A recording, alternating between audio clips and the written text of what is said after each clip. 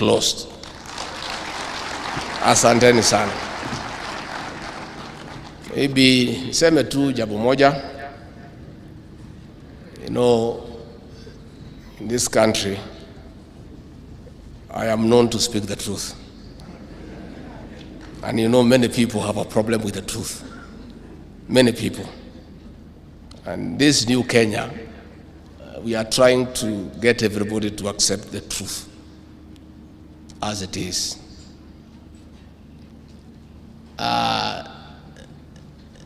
The unprovoked and unwarranted attack on the US Ambassador to Kenya, Meg Whitman, is as a result of people being allergic to the truth and the reality.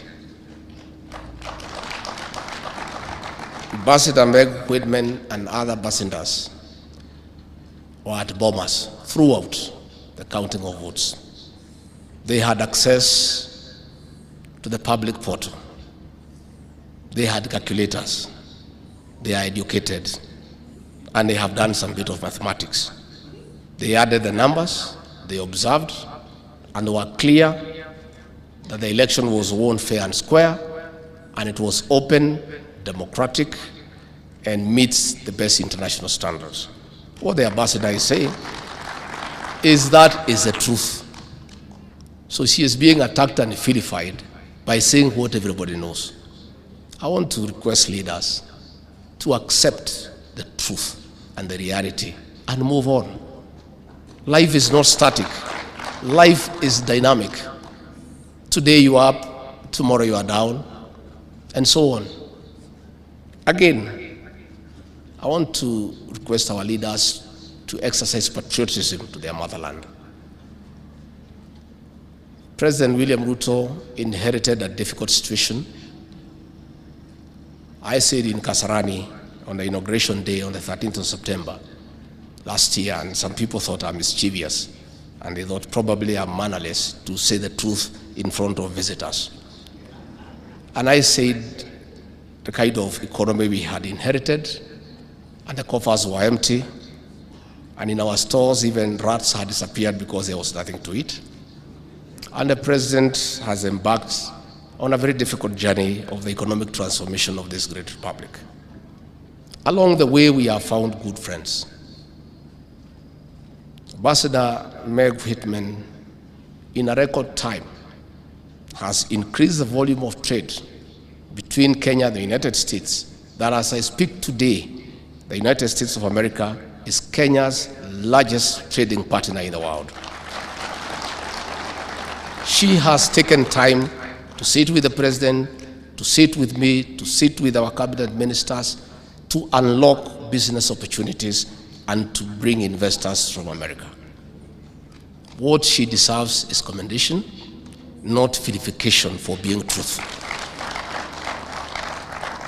I want to urge Ambassador Meg to ignore the noises and acclimatize to the Kenyan way of doing things.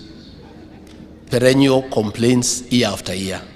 She should stay focused and go on with her work. I want to say that we need also to be respectful to our development partners. You cannot speak in a public forum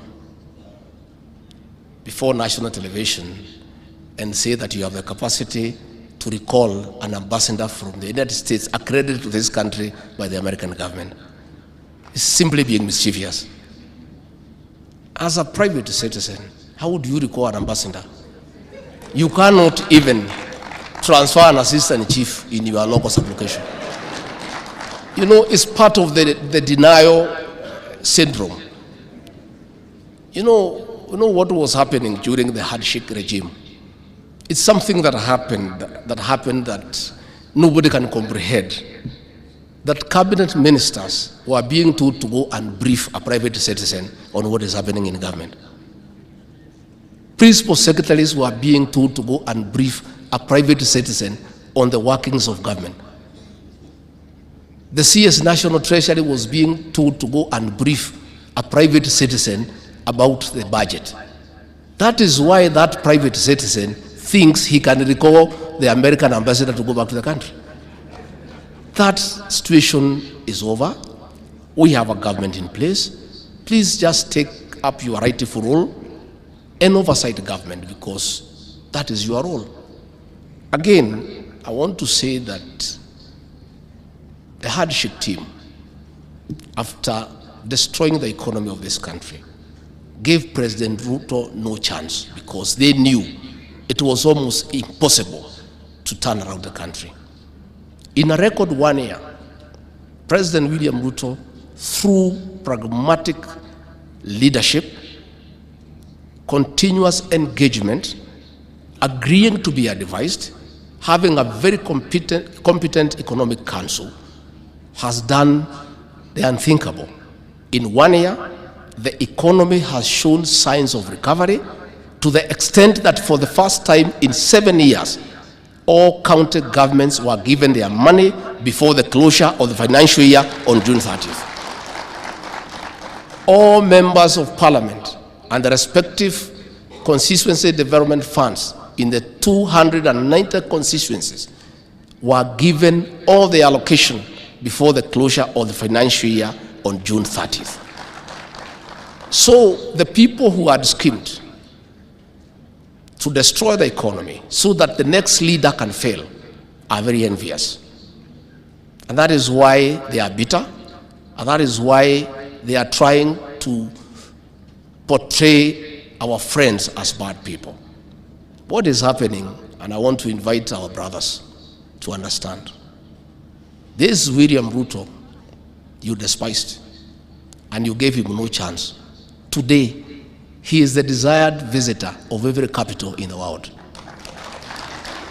If he was to honor the invitations to the countries he is being asked to visit, he would be out of this country for 360 days in a year. And that is why people are envious. They thought that the West would not embrace him.